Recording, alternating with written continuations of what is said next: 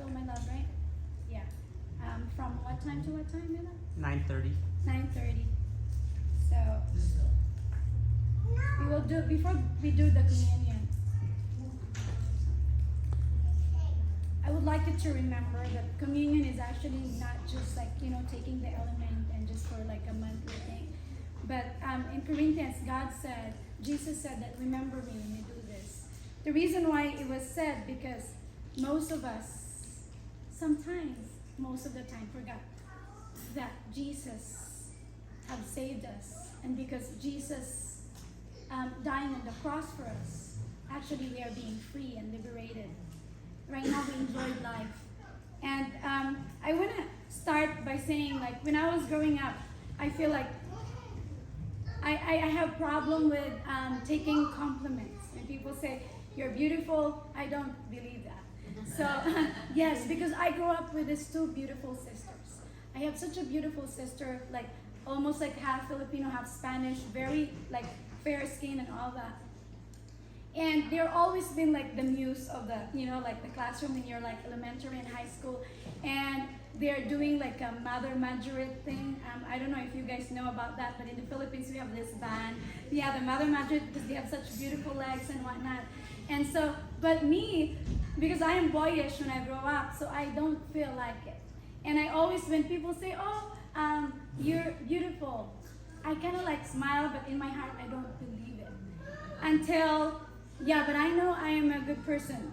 But the thing is, until I married, when I was 37, so my husband called me beautiful one. And still to that day, I don't believe that I'm beautiful. I swear to you. However, there's one time my husband called me beautiful one and tell me about the beauty about me thing. And then still that day, I was smiling at him and say thank you. But in my heart, I know I'm not. Here's the thing. I shower after that.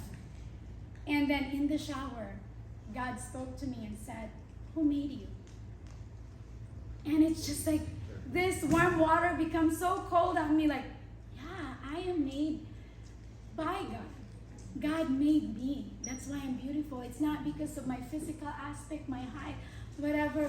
That's why it made me beautiful. So it changes my perspective.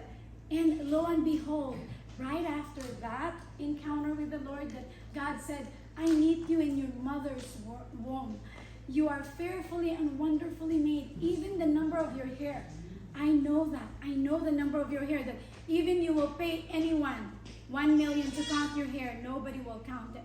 God knows how it is. That's how important I am. So it changed the perspective of me looking at myself in the mirror. And that time, my husband is laughing because I said to myself in the mirror, not high-mindedly, but I feel so loved by God that I said, you are beautiful, you are beautiful, you are beautiful, you are beautiful.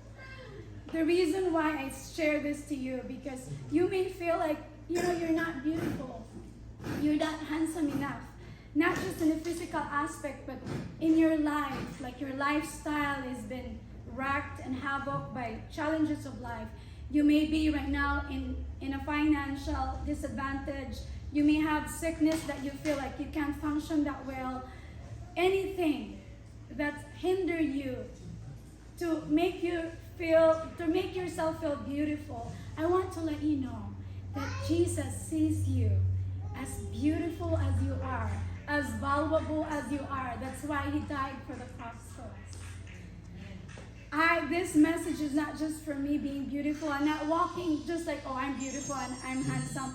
No, you are redeemed by the King of Kings, the Lord of Lords. And I want to encourage you today to walk in life not looking back from the past and not like just the sin, but looking yourself as a beautiful person that Jesus died in the cross for.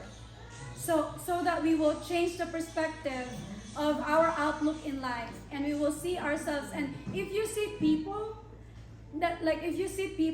around your sphere, around your circle of friends, that they seemingly that they're not beautiful, but you know what, I want to tell you something, that you yourself can actually see that person as beautiful as they are.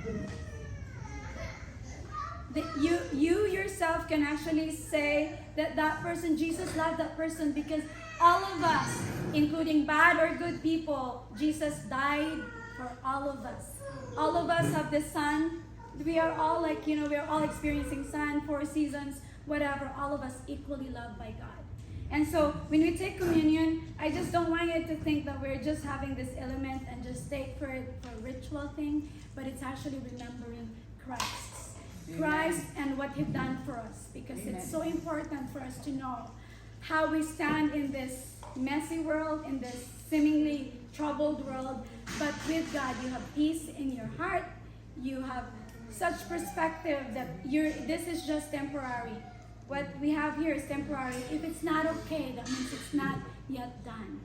When everything will be okay, we already in heaven. But God said, don't worry, because I will be with you. I will not forsake you. I have plans for you.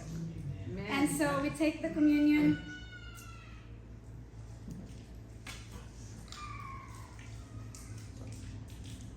When Jesus is about to be betrayed, He took the bread, break it, and give it to His disciples and said, take this, all of you, and eat it. This is my body, which is broken for you. Do this in remembrance of me. Take and eat. The same manner, He took the cup, gave the cup to His disciple and said, this is my blood that is poured out for the redemption of the sins. As often as you drink this, do this in remembrance of me. Take and drink. Remember the Lord.